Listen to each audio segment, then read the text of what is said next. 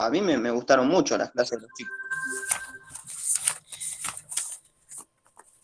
No, pero no estoy hablando exclusivamente de las clases, después haremos la crítica, te agradezco tu defensa,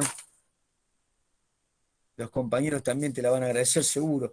Bueno, hoy entonces, díganme el orden, nos encontramos presentes, buenas tardes a todos, en el ámbito del espacio de la práctica 4 y de la práctica 3. En la práctica 4 van a dar sus clases en simulación los estudiantes Nahuel Yusolino, Tiziana Guerrero y Silvia Miguel. Tercer año, entonces está como observación. Bien, ¿quién comienza? Bueno, comienzo yo por el orden. Adelante, Nahuel. Perfecto. Ahí presento.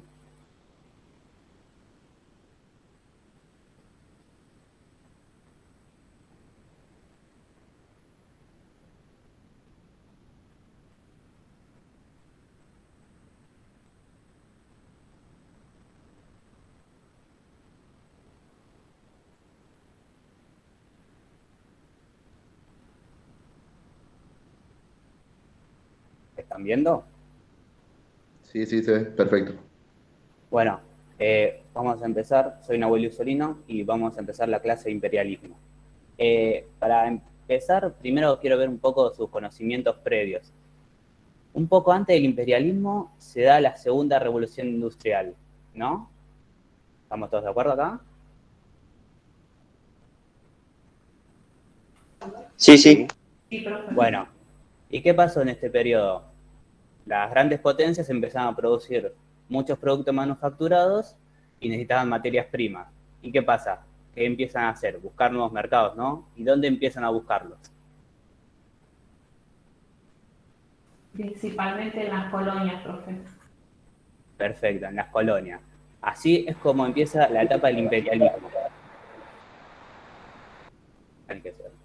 Bueno, empieza el imperialismo. ¿Qué es el imperialismo? Disculpen, no estaba presentando.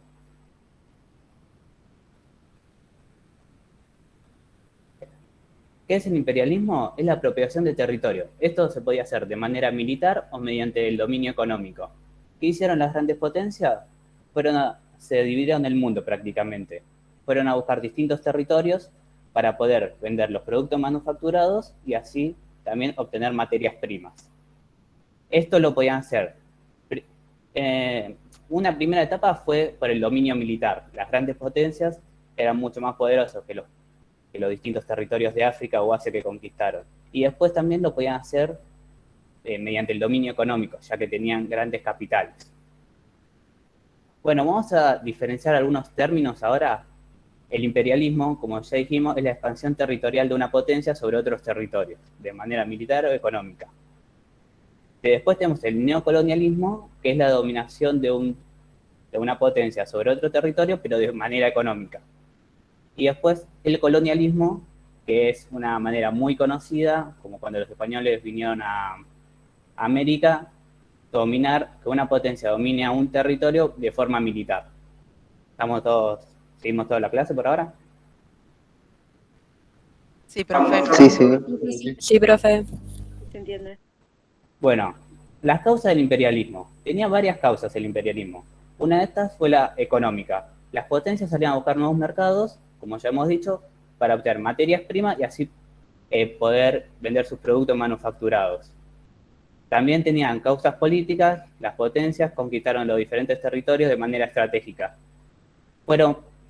Los territorios normalmente se conquistaron de manera estratégica y mucho de esto para poder comerciar mejor. No era que agarraban muchos territorios al azar. Después había unas causas demográficas, que en este periodo hubo un gran crecimiento de la población, sobre todo en Europa. Esto no se debe solo a una mayor tasa de natalidad, sino a una baja de la mortalidad, porque se empezó a cuidar más la higiene, hubo mejoras en el sistema de salud. Todo esto hizo que la población viviera más tiempo y pudiera vivir más tiempo. ¿Qué pasó con esto? Como en las principales potencias empezó a haber más gente, tuvieron que ir a otros países a buscar trabajo manera de vivir. Y después tenemos las causas ideológicas, que las potencias defendían esto de la repartición del mundo, planteando que tenían una misión evangelizadora por parte de la Iglesia y civilizadora. Decían, como nosotros somos las potencias y los países más avanzados, nosotros tenemos que civilizar a estos nuevos territorios para que puedan llegar un día a ser como nosotros, porque no lo van a alcanzar solos. ¿Entendemos? O sea, esa era la excusa que ponían los países imperialistas para poder conquistar nuevos territorios. Una preguntita. Sí. ¿La imagen es Inglaterra y Francia? Lo que están como cortando Sí. el mundo. Acá lo que vemos es la imagen, está, el bajito claramente es Francia y el otro es Inglaterra. Como vemos, se están dividiendo el mundo, están usando espadas para demostrar el poder militar, y bueno, atrás tenemos el humo de lo que era la segunda revolución industrial. ¿Alguna otra duda? Está bien, gracias. Las consecuencias del imperialismo, una de las consecuencias que pasó por mucho fue que las potencias empezaron a ganar distintos territorios, pero crearon una gran tensión entre ellas. Esto va a generar dentro de poco lo que se conoce como la Primera Guerra Mundial. Acá ahora yo lo que quiero que vean es cómo se dividieron los territorios y díganme, ¿cuál sería el país que más territorios obtuvo a nivel mundial? Profe, no se está viendo el power, ¿eh? ¿Vos querés mostrar el power? ¿No están Está viendo el nada más power? la imagen de... Se ve, la primera imagen se ve nada más. Exactamente. Sí, sí. ¿Están viendo esa primera imagen? Sí. ¿Qué pasó? Ahora no están viendo nada, ¿no? Todo el tiempo se vio la primera imagen. ¿Siempre se vio la primera imagen? Sí. Sí. Ah, pudo salir mal eso, ¿no?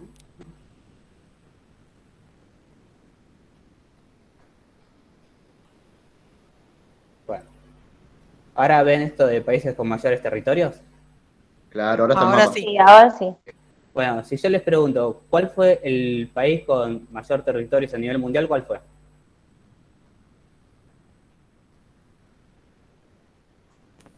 Fíjate si lo podés agarrar porque no se ve. Estoy viendo la tecnología.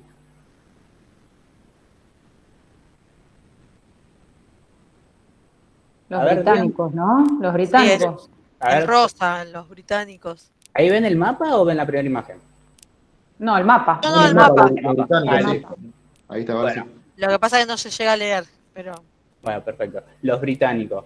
¿Y vieron esto que yo dije de que se dividían el territorio de manera estratégica? Fueron buscando los mejores lugares para poder comerciar y eso. Hay un lugar que se apoderó Gran Bretaña de un territorio que fue muy importante para una ruta marítima.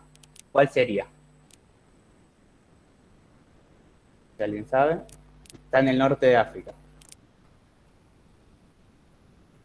¿Puede ser un estrecho? Sí, más o menos. O sea, hasta el día de hoy sigue siendo una de las rutas marítimas más importantes del mundo.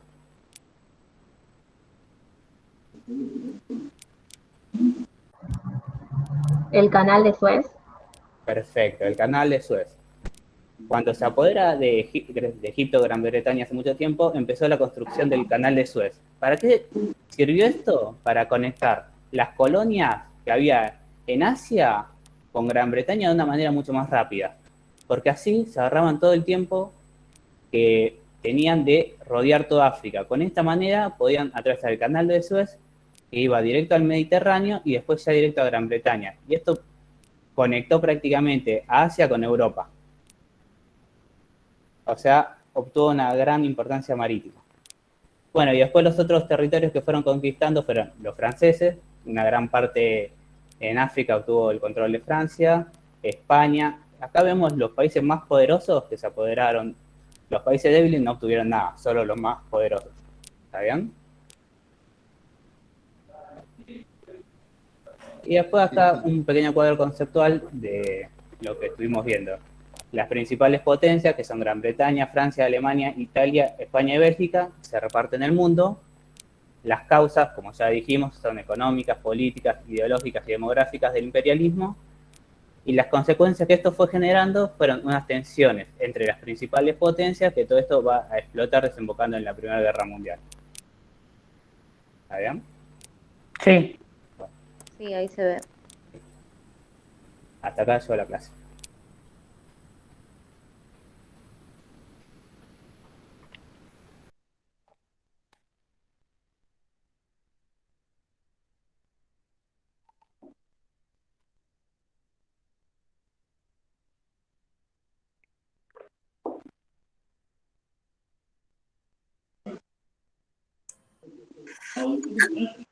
¿Terminaste, Nahuel? Sí. Bien. ¿Quién continúa? ¿Silvia, Tiziana? Yo, profe. ¿Quién dijo yo? Disculpen. Tiziana. Adelante.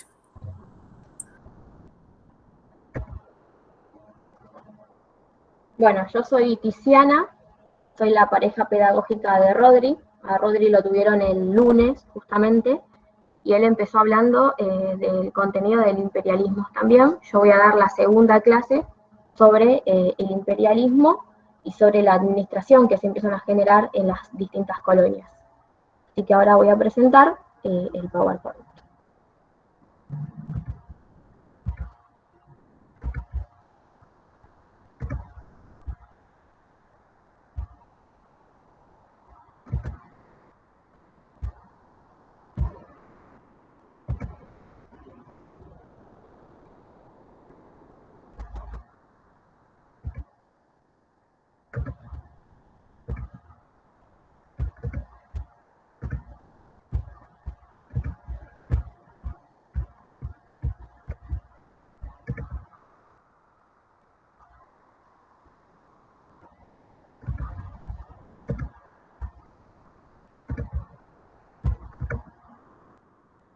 ¿Se ve?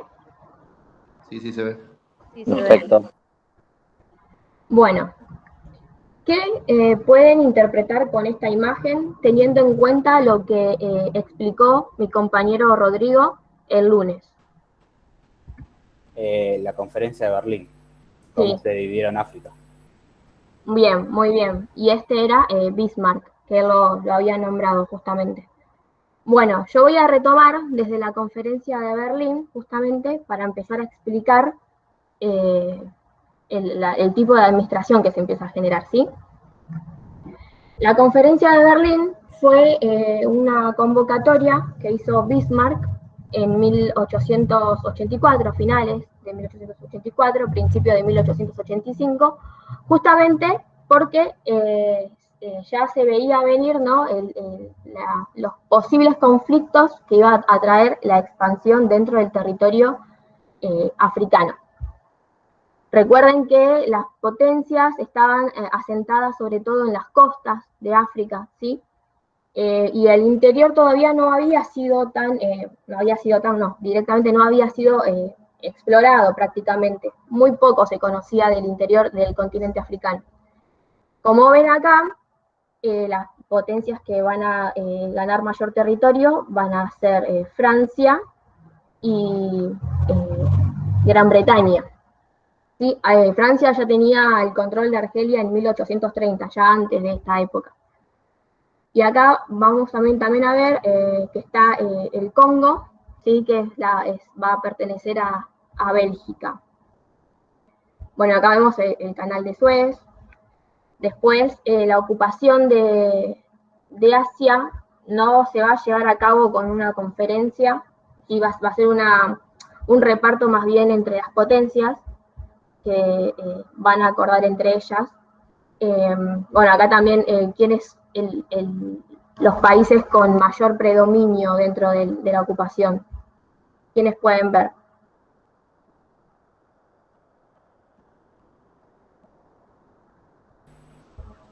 Inglaterra. Sí, Inglaterra va a tener, muy bien, va a tener mucha importancia en la India. La India va a ser reconocida como la joya inglesa. Y bueno, también vamos a tener a los franceses con la parte de Indochina. Indochina va a ser lo que hoy conocemos como Vietnam, Camboya, Laos, toda esa parte. Sí, y una vez que se se produce, ¿no?, el proceso de asentamiento permanente, la ocupación efectiva del territorio, que era justamente lo que proponía la conferencia de Berlín, se empiezan a conformar los tipos de administración que se van a llevar a cabo dentro de las colonias. Dentro de esa administración vamos a tener dos tipos de colonias: la colonia de explotación y la colonia de poblamiento.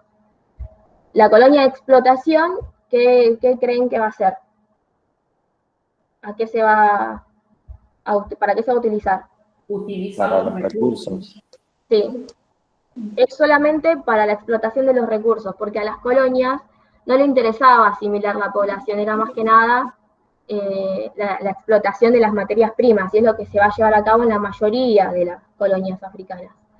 Y las colonias de poblamiento justamente va a ser las zonas que van a tener menos o muy poca población autóctona, población indígena, y que la van a empezar a impulsar la migración de la población europea para empezar a poblar esas zonas.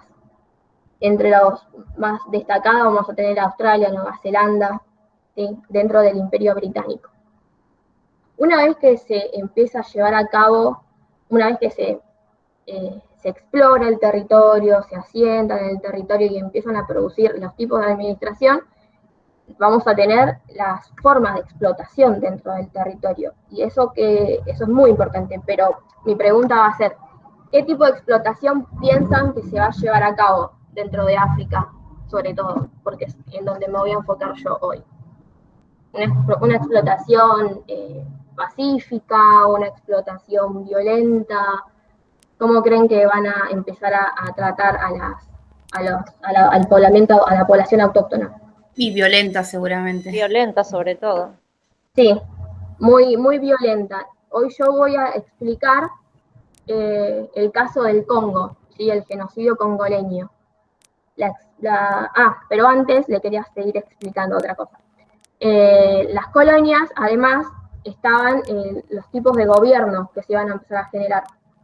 Estaba en la colonia de gobierno directo, que iba a ser centralizado, no se iba a tener en cuenta a la élite autóctona, se iban a imponer gobernadores de la metrópolis. Generalmente esas colonias centralizadas son llevadas a cabo por Francia, pero sí también Gran Bretaña lo va a hacer después de la revuelta de los cipayos en la India. Eso lo vamos a ver la clase que viene con Rodri, que va a profundizar en estos contenidos.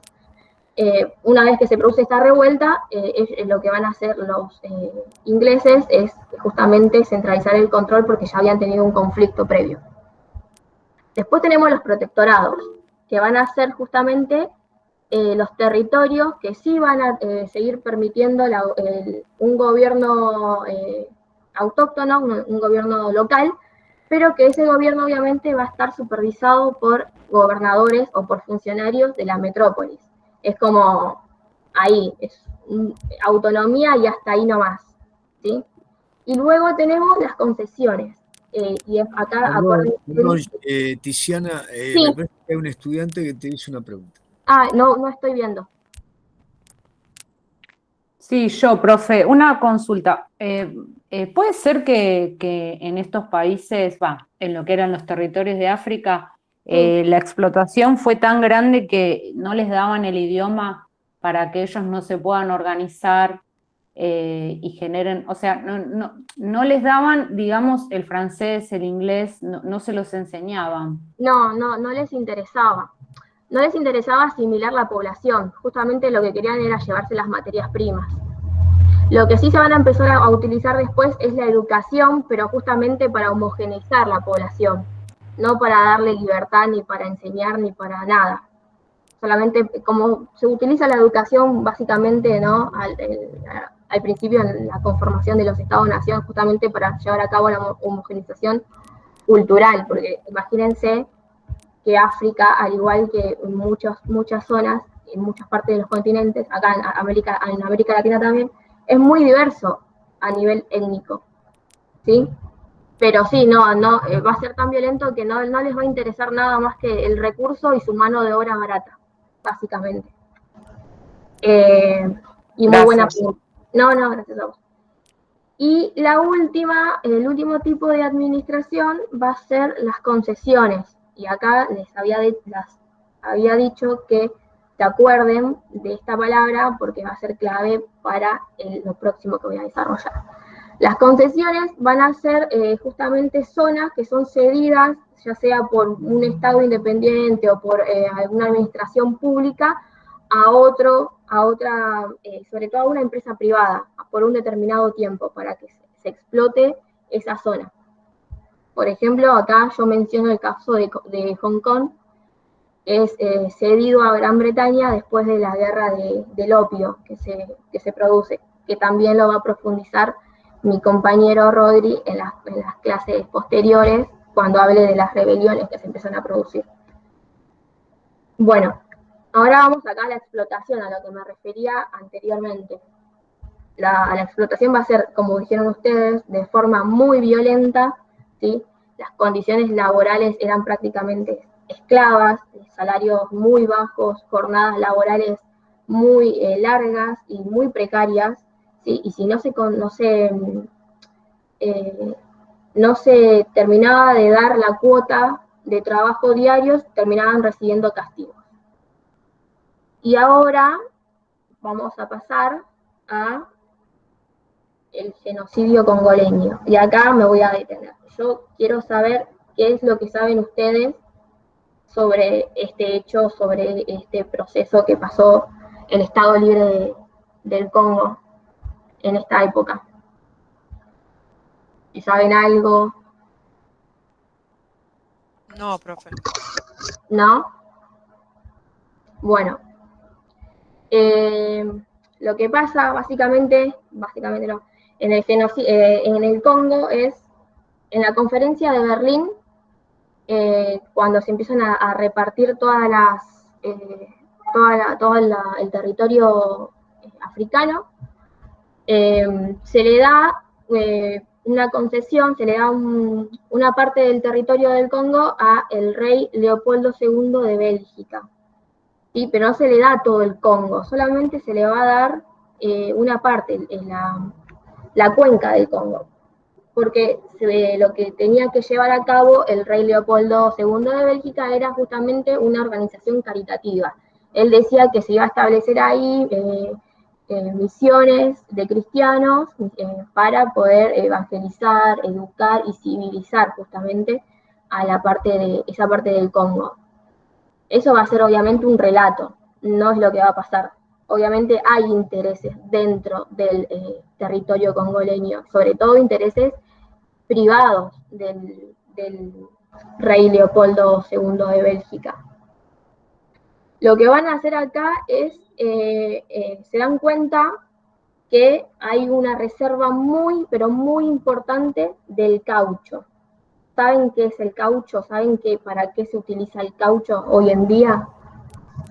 Sí, para la confección de ruedas. Sí. Y en ese momento, ¿sí? En 1890, se produce una fiebre justamente del caucho, porque surge el neumático. El neumático, claro, yo dije ruedas. Me quise decir neumático, pero bueno. No, está bien. Empieza a surgir el neumático. Entonces se genera toda una fiebre del caucho. El caucho antes era extraído de Brasil. De Brasil pasaba directo a Europa.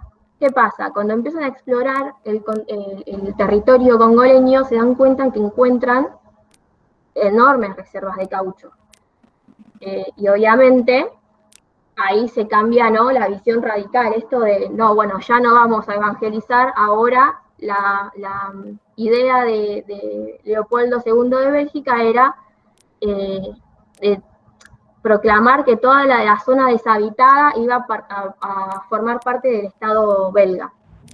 ¿Sí?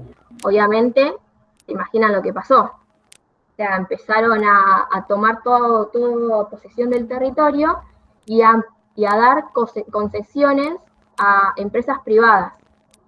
Todo esto siempre en nombre de Leopoldo II de Bélgica, o sea, era una propiedad exclusiva y privada de él. O sea, él en este momento se hizo muy rico, porque era todo para él.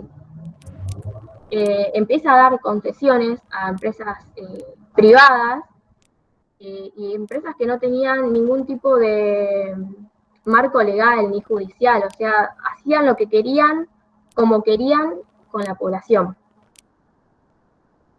La población, justamente que los obreros, que se negaban, los trabajadores que se negaban a formar parte del trabajo forzado que llevaban a cabo, les cortaban las manos, les cortaban la mano derecha.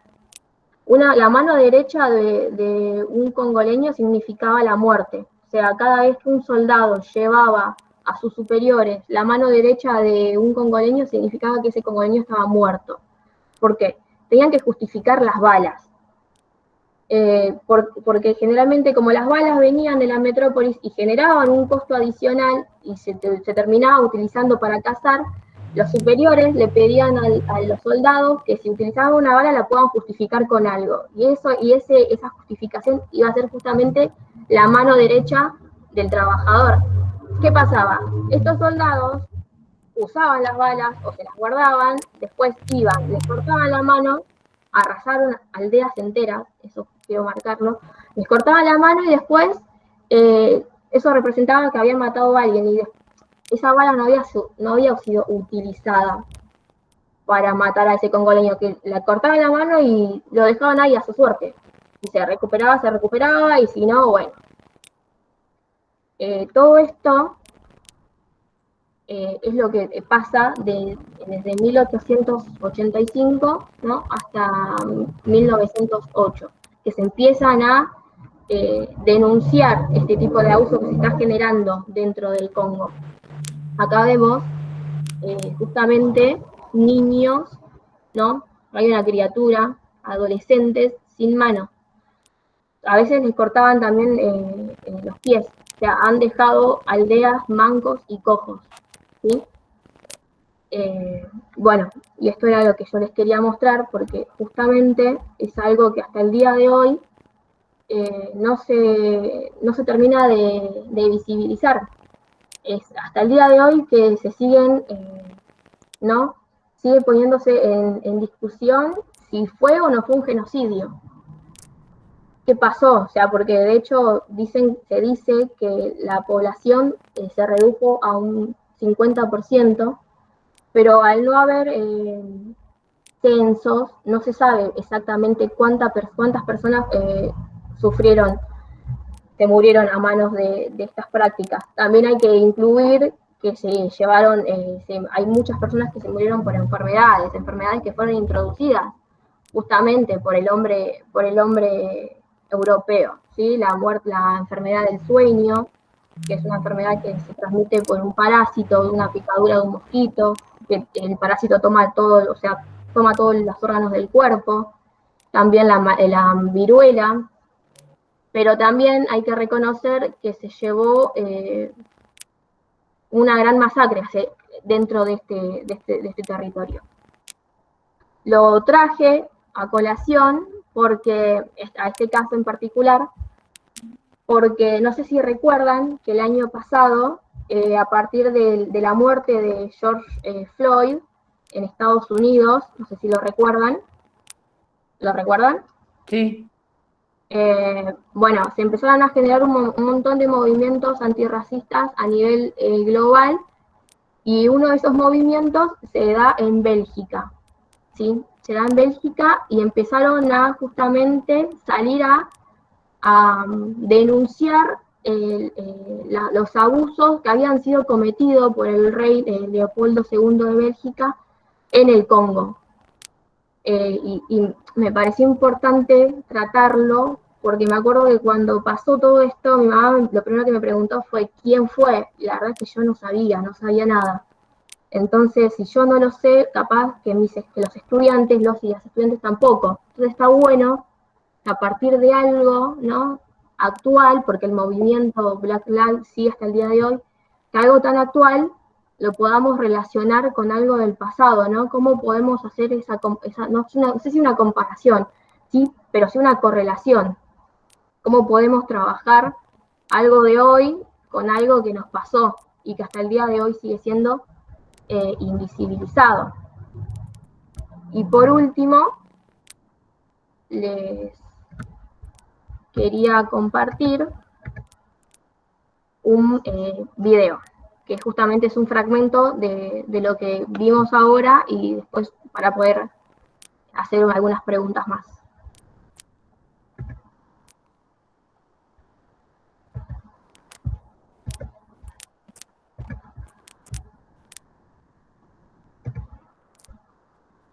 A fines del siglo XIX se produjo el llamado Reparto de África. En la ciudad de Berlín se reunieron 7 países europeos: Francia, España, Portugal, Reino Unido, Alemania, Italia y Bélgica. En solo 3 meses, entre 1884 y 1885, estas 7 potencias se repartieron casi todo el territorio africano. Es decir, un grupo de europeos se dividió el continente sin tener en cuenta ni siquiera la opinión de los habitantes ni de los pueblos que existían allí. Antes del reparto existían 2 estados independientes estables. Uno era Liberia, que había sido colonia de Estados Unidos y tenía casi medio siglo de independencia. Y el otro era Abisinia, que hoy conocemos como Etiopía. Cristiana, se escucha. Conferencia de Berlín se respetó la... ¿Cómo? Cerrá tu teléfono, tu audio, perdón. Dale.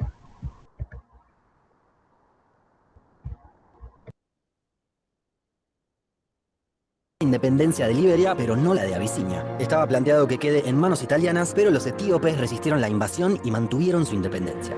De esta forma, todo el resto del continente quedó en manos de esos 7 países. Francia se quedó con Argelia, Túnez, parte de Marruecos, las grandes regiones de África Occidental francesa y África Ecuatorial francesa, Djibouti, Madagascar e Islas Comoras. Los británicos ocuparon Egipto, Sudán, África Oriental Británica, Somalilandia, Rodesia del Sur y del Norte, Nigeria, Mauricio y las actuales Sierra Leona, Gambia, Ghana, Botsuana, Sudáfrica y Malawi. España, que ya tenía menos colonias, se quedó con partes del actual Marruecos y de Sahara Occidental, además de Guinea Ecuatorial.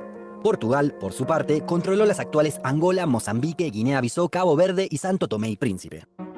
Alemania llegó al continente dividido en 3 grandes regiones: occidental, oriental y sudeste. Incluía grandes países actuales como Camerún, Namibia, Tanzania y parte de Nigeria. Italia se quedó con las actuales Libia, Somalia y Eritrea. Y finalmente, Bélgica se quedó con una gran región en el centro del continente, el Congo belga. Aunque en realidad el territorio fue una propiedad de su rey, que realizó una explotación de los recursos por medio de indígenas esclavos y un genocidio en el que murieron entre 5 y 10 millones de personas.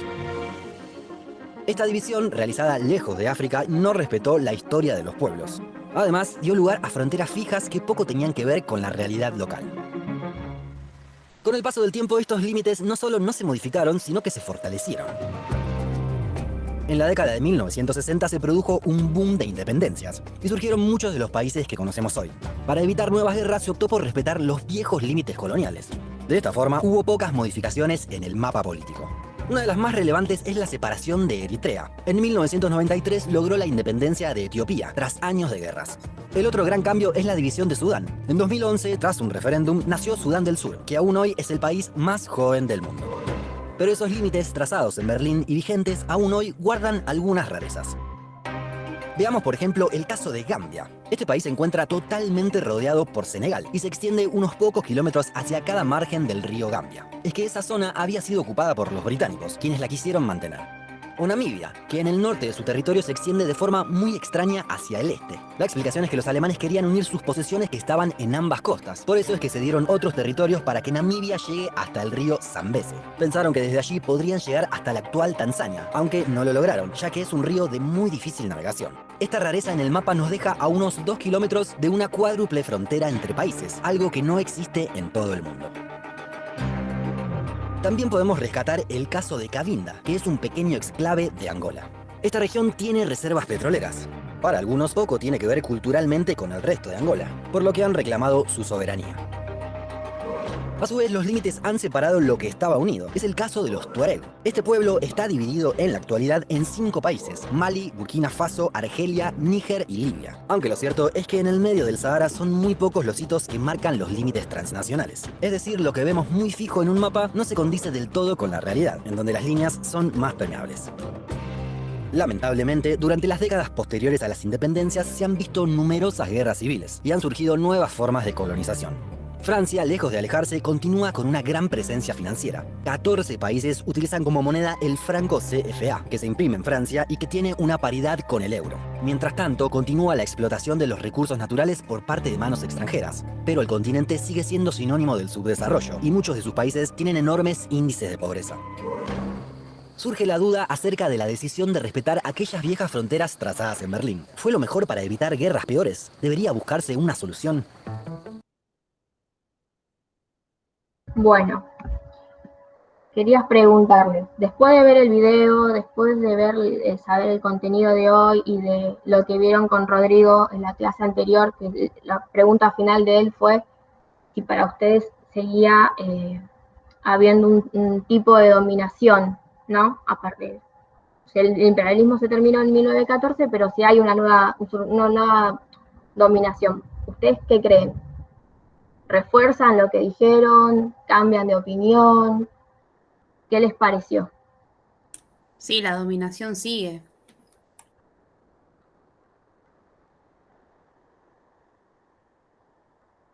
Bien. También, ¿qué les parece esto de las fronteras, ¿no? De las fronteras impuestas, que no tuvieron en cuenta la diversidad dentro del continente? ¿Que creen que genera conflictos hasta el día de hoy? Sí, porque Para mí justamente no sí. respeta lo cultural o lo propio de cada país o cada comunidad. Sí, totalmente. Es más, en el video marca que el grupo, una población quedó dividida dentro de 5 países. O sea, se dividió. Un mismo grupo étnico quedó dividido dentro de 5 países. Bueno, esa era mi clase de hoy y quería decirles también que la actividad yo las voy a subir en el Classroom, que es justamente a partir de lo que vimos hoy y es una actividad con un artículo periodístico del caso de George Floyd. Si se puede encontrar alguna correlación, ¿no? Porque toma el caso de George Floyd, perdón, para poder explicar lo que pasaba en Bélgica el año pasado, con los movimientos antirracistas en contra de los monumentos hechos hacia Leopoldo II de Bélgica. La actividad es justamente encontrar una relación y poder argumentar si se encuentra, si hay, si no hay, qué les parece a ustedes, ¿sí? Eso yo lo subí. Profe, ¿puede ser que en Bélgica tiraron la estatua de Leopoldo II el Mirá, año pasado, cuando fue todo ese lío del asesinato de Floyd? sí, puede ser. Lo que yo vi, lo que investigué para hacer la actividad fue que sí, le han puesto, lo vandalizaron, si se quiere, ¿no? El monumento. Le han puesto una gorra que decía, me estoy asfixiando, no puedo respirar, en base a lo que había dicho George Floyd antes de ser asesinado, pero que el ministro, los ministros salieron los políticos belgas salieron a decir que no era el medio, no era la forma, porque justamente atentaba contra patrimonios culturales, ¿no? Que no era la forma de querer tirar una figura como Leopoldo II, pero que ellos reconocían lo que había pasado en el pasado, justamente. Pero que no era la forma de atentar contra el patrimonio cultural de la nación. Pero sí, puede ser que en algunos lugares lo hayan derribado, como también derribaron estatuas de Colón. Claro, por ahí me estoy confundiendo con la de Colón. No, sí, por ejemplo, a Colón lo sacaron. Bueno, y como sabemos que pasa siempre cuando tocan monumentos, ¿no? Bueno, esa era justamente lo que quería presentarles hoy, chicos. Así que Bueno, gracias. No, gracias a ustedes. Gracias, profe. Gracias, No, profe. Gracias, profe.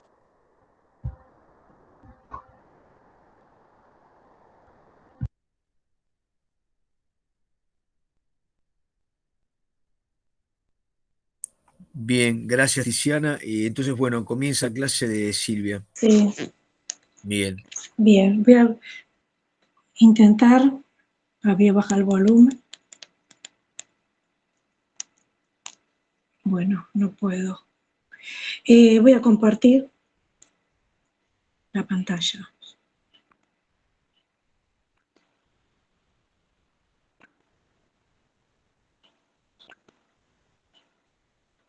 A ver.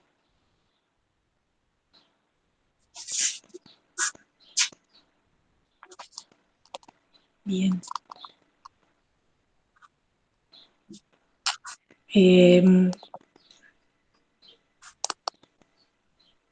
Yo no sé, a ver, escucha.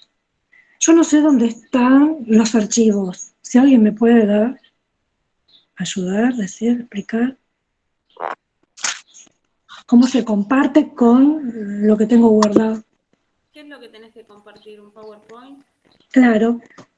Abrilo el PowerPoint. Primero abrilo vos y después cuando compartís ventanas, seleccionás la ventana que tenés abierta. A ver. Esto es algo que no está ensayado. ¿Lo subiste al Classroom? ¿Querés que lo pase? Dale. A ver, no. En el Classroom no, lo tengo en carpeta. A ver, lo busco en el Android.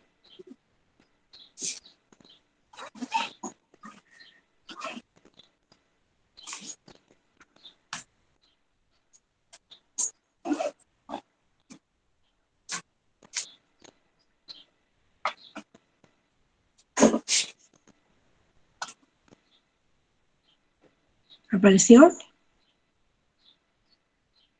No. No todavía. No, todavía no. Nada. A ver. A ver. ¿Qué es lo que tengo que hacer? Tenés que volver a compartir pantalla. Y compartir pantalla. O presentación. A ver.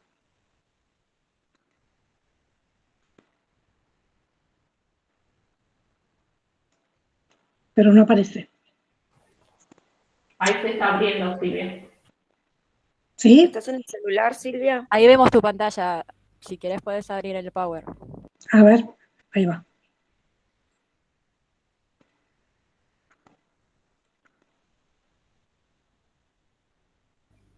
Ahora sí se ve. Bien. Estoy trabajando con el celular y con la computadora. Bueno. Hoy vamos a dar inicio a un nuevo tema. Esta clase vamos a ver el modelo agroexportador. ¿Bien? Sí, profe.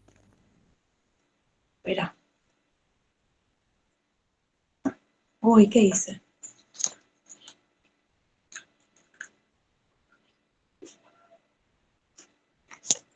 ¿Por qué se ¿Querés borró? pasarlo por WhatsApp y lo comparto desde acá? ¿Cómo? A ver. Ahí se ve, ahí se ve. Ahí se ve. Ahí se Sí, ve, ahí se ve. pero cuando se me apaga el celular, se apaga la pantalla. A ver.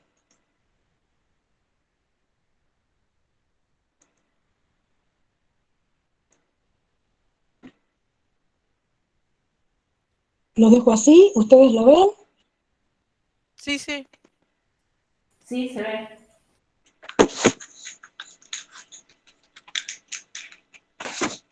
Bien. ¿Cómo voy a hacer para pasar? No sé. Bien. Bueno, entonces vamos a ver el modelo agroexportador en Argentina. ¿Qué significa el modelo agroexportador? Bien, es un modelo económico que se implementó en Argentina entre los años 1880 y 1930 y nace con un nuevo orden político. Los que ejercieron ese poder pertenecían a un grupo de la aristocracia, que se lo llamó la generación del 80, y fueron quienes tomaron una serie de medidas económicas que dieron curso a este modelo, que generó un gran impacto, tanto en la economía del país, en la infraestructura y en la sociedad, por supuesto. Lo voy a poner en dos tramos, desde 1880 a 1916 y luego hasta 1930. Este modelo culmina con el crack del 29 en Estados Unidos y repercute en el 30 en la Argentina. Pero antes vamos a hacer un pequeño repasito para poder interpretar bien las condiciones políticas en ese momento en la Argentina, ¿sí? ¿Recuerdan la caída de Rosas en 1852? El país había quedado dividido en dos entidades, la Confederación y el Estado en Buenos Aires. En 1853 se da la Constitución y en 1862 se produce la unificación del territorio y una vez finalizada esa etapa de formación del Estado Nacional, ahí es el periodo que nos incumbe a nosotros, 1880, 1916 en este caso. Lo voy a hacer más breve Silvia, porque... discúlpame, ahora Sí. lo que ha pasado es que tu presentación Sí. ha quedado con un rectángulo en negro. No se ¿Ah? te ve a vos hablando, ni se ve ninguna imagen. Creo que Bien. se te apagó la pantalla, Silvia. Claro, eso es lo que... Ahí se ve de nuevo. No sé cómo maneja... Bien, voy a intentar mantenerlo así abierto. Bueno, habíamos quedado en el ingreso a 1880. Bien, acá estoy enfocando una fotito. ¿La alcanzan a ver? ¿Sí? Sí, sí. ¿Quién es? Sí. Julio Argentino. Roca. ¿Cómo? Roca. Roca, claro. Muy bien, sí, es Julio Argentino Roca, en su campaña militar sobre territorio indígena, con su campaña al desierto, ¿no? No tan desierto. Acá estoy enfocando, se ve clarito porque es muy chiquitito, lo veo. No lo puedo agrandar. Profe, Bien. si lo agrandás con los dedos, si estás en el celu, lo puedes agrandar, ¿viste como cuando agrandás una foto? Ahí. Así, Ahí se ve está, bien. ahí está. Ahí. Bien. Bueno, es todo lo que más puedo hacer, chicos. Bien. No me supera la tecnología, pero me pasa raspando. Bueno, Julio Argentino Roca. Roca fue el fundador del Partido Autonomista Nacional, la sigla es PAN, y en 1880 es elegido como presidente con el lema Paz y Administración. Este orden, controlado por una minoría, se podría definir como conservador liberal. Ya consolidado el poder en el plano político, un grupo de la aristocracia, o sea, dirigentes fundadores de la llamada Argentina moderna, que se consideraban a sí mismos, acá está, que se consideraban a sí mismos como los mejores, los únicos y los más aptos para gobernar. De esta manera dieron curso a este modelo económico, el modelo agroexportador, generando cambios en la infraestructura y en los habitantes de toda la sociedad. El orden jerárquico estaba en la cima, el presidente y jefe del partido, y luego dirigentes nacionales y provinciales.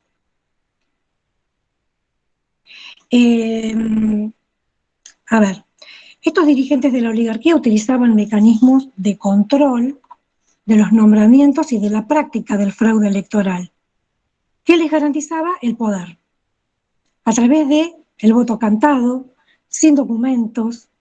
La misma persona podía votar varias veces en diferentes mesas, inclusive se compraba votos. El presidente saliente elegía a su sucesor, y también en el interior estos gobernantes consolidaban un orden que solía asegurar su propia sucesión, y en caso de surgir alguna oposición, el gobierno central apelaba a la intervención federal. Esa es la parte política. Sí, ahora bien, hubo un periodo de estabilidad política, ¿sí? Pero con grandes avances. A ver. Vamos a pasar a otra pantallita. No sé si se lee todo. Bien. Aquí está el orden, ¿ven? Y hay algunas características que están ahí. El fraude y control electoral, comisiones, voto colectivo, Lástima que no se aprecia, bueno, yo no lo veo muy bien, lo veo muy chiquitito. Repetición del voto, compra de sufragios. No, igual se ve bien, quédate tranquila. ¿Cómo? ¿Se alcanza a ver? Que se ve bien, sí, igual nosotros lo podemos acercar, no hay drama. Buenísimo. Acá estaría otra imagen muy elocuente. Bueno, pasamos a esta imagen. ¿Esta imagen la reconocen? ¿Reconocen este lugar? La rural. Claro, clarísimo. Bueno, es un dato relevante, porque la sociedad rural jugó un papel muy importante, ¿sí? Con gran influencia dentro de la política hasta mediados del siglo XX. Fue fundada en 1866. Primero fue fundada, se disolvió, se volvió a refundar, como una asociación patronal. Uno de los fundadores, Eduardo Olivera y Martínez de Oz. Martínez de Oz, ¿lo reconocen ese apellido? Sí, sí. Esa familia tuvo participación, esta familia, ¿sí? E influencia política y económica desde hace varias generaciones. Bien, ahora pasamos a ver.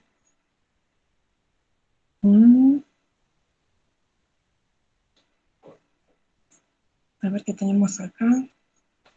Bien. Entre los años 1880 y 1890 se consolida en la Argentina una economía capitalista. Fue el apogeo de la clase terrateniente con los latifundios, imperante en la pampa húmeda, o sea, grandes propietarios de tierra que se dedicaban a la agricultura y la ganadería, en detrimento de la clase trabajadora que era cada vez más pobre. O sea, se conjugó riqueza y poder de la oligarquía. Y en este gráfico lo que intento mostrar es la superficie, a ver, la superficie media de cada propiedad. Vemos en el primer renglón el 5,5, o sea, de propios, ¿no? De porcentaje de propios, de pocos propietarios en grandes superficies, en la primera línea. Y vemos en la última un 46% de propietarios con una superficie mucho más pequeña. Eso da la diferencia. Mucho territorio en pocas manos. Acá tenemos la clase trabajadora. Y esta foto, que parece una foto vintage, que en realidad después que la elegí me dio cierta duda. Un ingrediente importante para la política fue la prensa, como medio de comunicación, como quizás ahora, ¿no es cierto? Y fue una pieza clave para el sistema político de ese momento. En esa época, o sea, en 1887, la alfabetización había crecido en un 64% en los varones y un 57% en las mujeres, en 1887. Y lo que me da duda de esta imagen, ¿no? Que no es tan vintage, es la zapatilla del obrero. Me parece que parece una zapatilla Adidas, no una alpargata, ¿no? Una foto un tanto, después que la elegí dije que es una foto trucha. Pero bueno, representaba donde justamente, bueno, decía que era la alfabetización en ese momento daba para ese tipo de prácticas, ¿sí?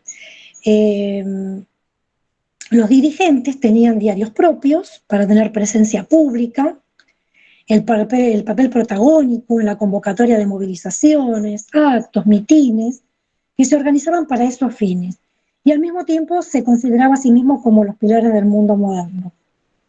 Ahora bien, en lo que respecta al plano económico, podemos decir que en este periodo se intensificaron los vínculos con el mercado internacional, y fue el despegue de la economía, sin lugar a dudas, llegando a ser los principales exportadores de carne y de cereales del mundo. Muy bien, en el plano internacional, con la segunda revolución industrial y la división internacional del trabajo, tenemos el nuevo orden, ¿verdad? aquí está.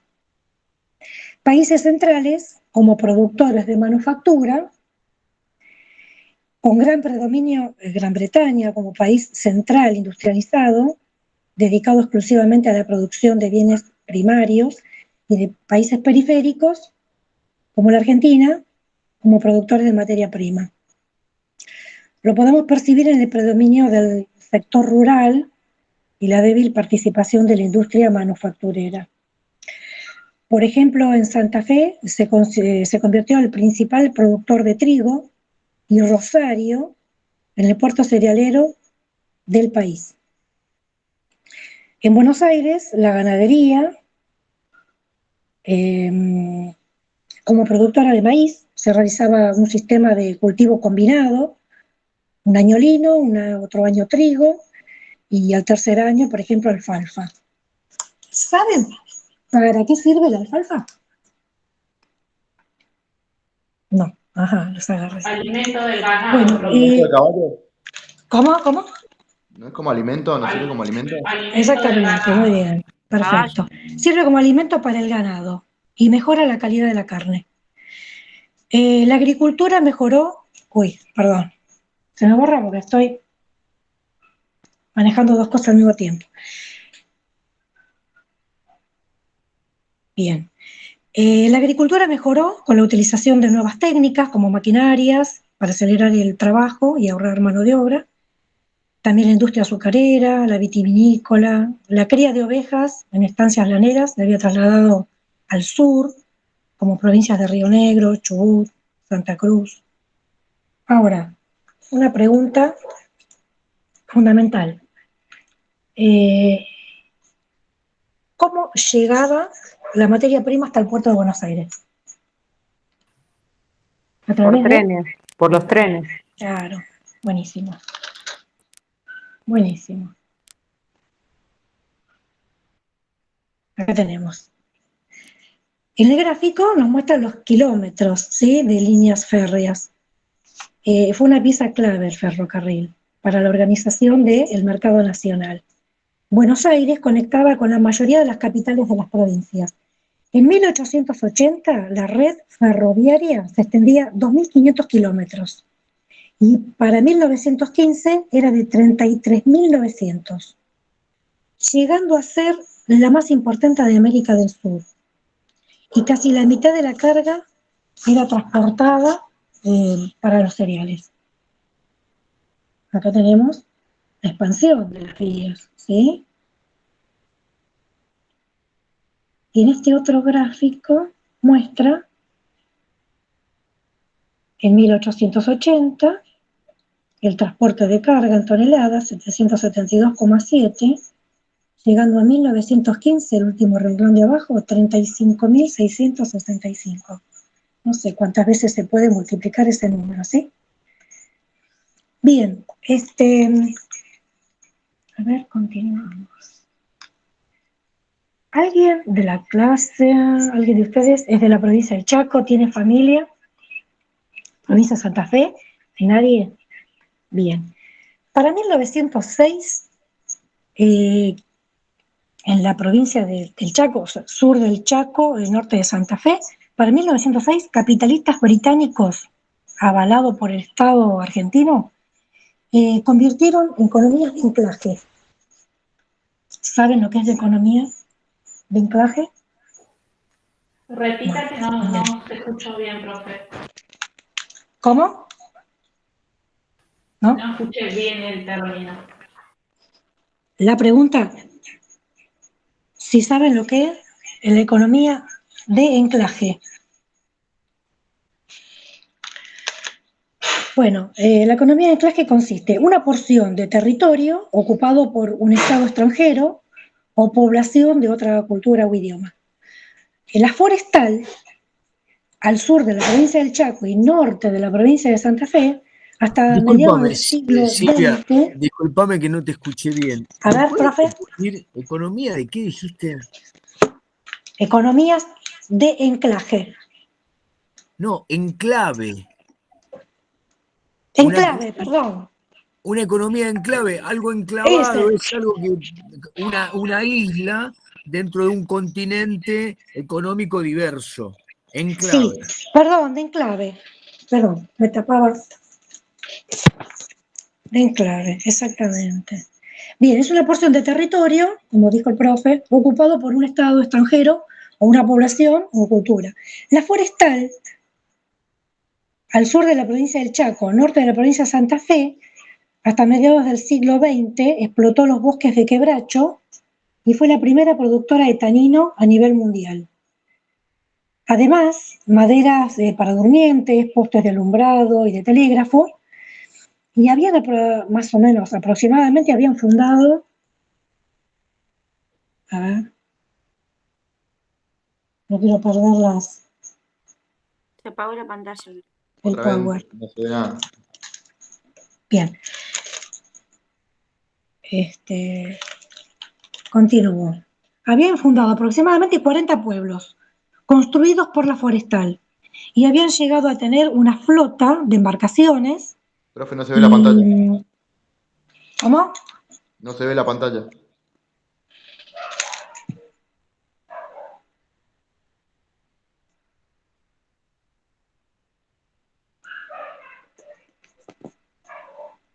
Acá yo lo tengo clarito, el mismo. Bueno, no sé por qué.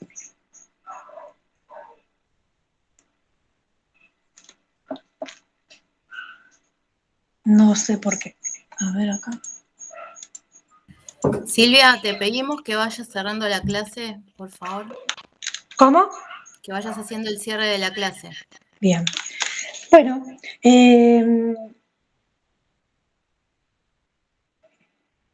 la generación del 80, bueno,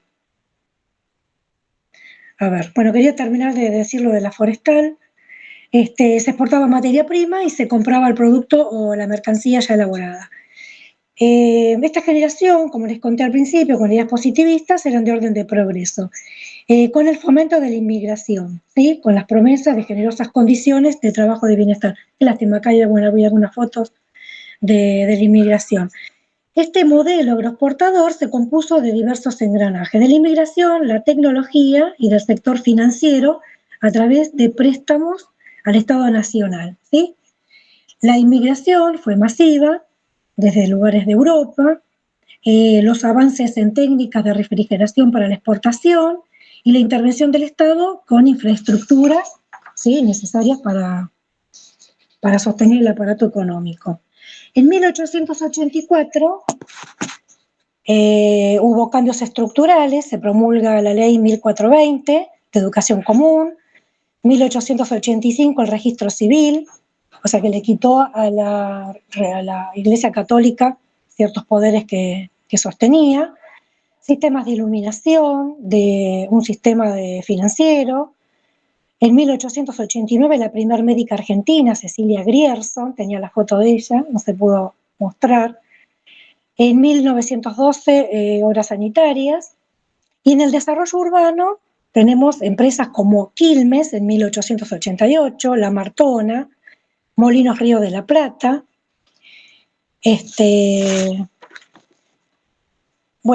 Tenía la estadística del gráfico de la importación y la exportación, que eso fue lo que llevó a la crisis.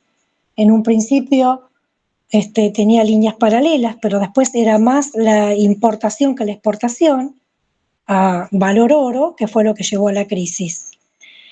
Tenía un gráfico para mostrarles de fuentes primarias, que eran 2 documentos, con la ideología de Roca y de Carlos Pellegrini, integrantes del PAN, donde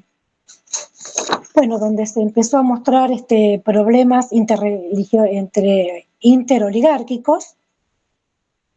A partir de eso, se divide el partido para 1910, con la segunda elección de Roca. Hay ya expectativas reformistas y, el Congreso Nacional sanciona la ley Luisa Peña, que establecía el sufragio universal masculino y secreto y obligatorio para varones, por supuesto, mayores de 18, y también esto sirvió, este ejercicio, para la ecuación de partidos orgánicos, ¿sí? como la Unión Cívica Radical y el socialismo. Bueno, después tiene otra foto de la secuencia de los gobernantes, sucesores del PAN, y bueno, ya después entraría el primer gobierno con Hipólito Yrigoyen, que sería ya con la ley Luisa Empeña, en 1916, con la Unión Cívica Radical como gobierno democrático, ¿sí? Bueno, acá cerraría. Gracias, profe. Bueno, gracias Silvia.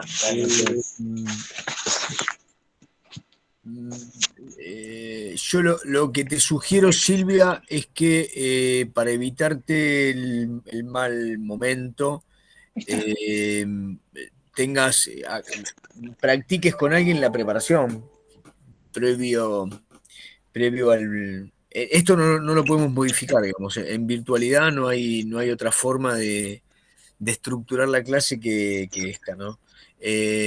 Bueno,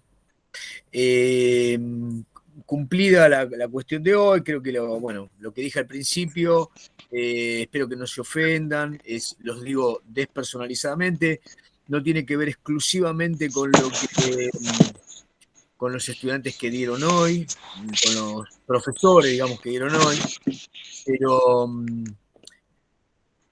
pero sí, Silvia nos está mostrando todo su chat. Sí, deja de compartir Claro. pantalla, Silvia. No, es que no sé cómo ni se apaga. Fíjate, Silvia, que en estos momentos puedes cometer un error fatal, ¿eh? Silvia, desde la llamada podés dejar de compartir pantalla. Desde Meet. Sí, sin comparar a Meet. En los 3 puntitos de abajo a la derecha No debería de figurar. No hay. Más despacio, así leo, Silvia. Ahí donde estás ahora. Ahí está, ahí no se ve nada. Se ve tu cara nada más. Bueno, les Igual decía que vos podés hacer que deje de compartir pantalla, el organizador de la reunión. Ah, tenés razón, sí. Sí, bueno. Yendo a lo que les quería decir, no tiene que ver solamente no se sientan, digamos, enfocados exclusivamente los estudiantes de hoy, porque hubo demoras en las entregas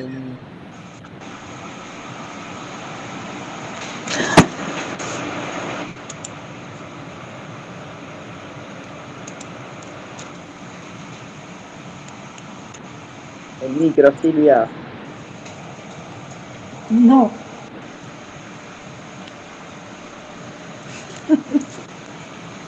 ¿Por qué no salís de la clase y volvés a entrar? Salí de la clase Es que está apagado el celular. Está apagado el celular.